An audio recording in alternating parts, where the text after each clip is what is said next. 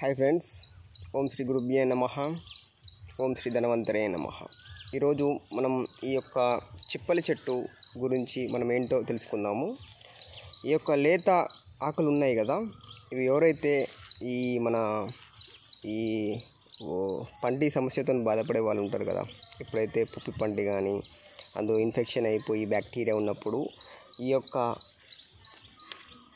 చిగుర్లు ఉంటాయి కదా, చిగుర్లని మెత్తగా దంచేసి ఇది ఒక కాటన్ ఉంటే కాటన్ కానీ ఈ యొక్క లేకపోతే డైరెక్ట్గా ఈ యొక్క పేస్ట్ని కూడా ఎక్కడైతే పన్ను ఉంటుందో అక్కడ పెట్టినట్లయితే ఆ బ్యాక్టీరియా ఎప్పటికీ రాకుండా పోతుంది.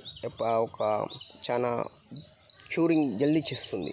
అట్లాగే ఎవరైతే లో ఇమ్యూనిటీతో బాధపడే వాళ్ళు ఉంటారు చూసారా, వాళ్ళకి ఈ యొక్క ఆకులు ఉంటాయి కదా, ఆకులను 2 లేదా 3 ఆకులను వేడి నీళ్ళల్లో బాయిల్ చేసుకొని చల్లాక తాగినట్లయితే వాళ్ళకు ఇమ్యూనిటీ బూస్టింగ్ కూడా పెరుగుతుంది. ఎలాంటి ఇన్ఫెక్షన్లు కూడా రాకుండా, దరిదాపులకు కూడా రాకుండా దూరం చేస్తుంది. Thank you friends.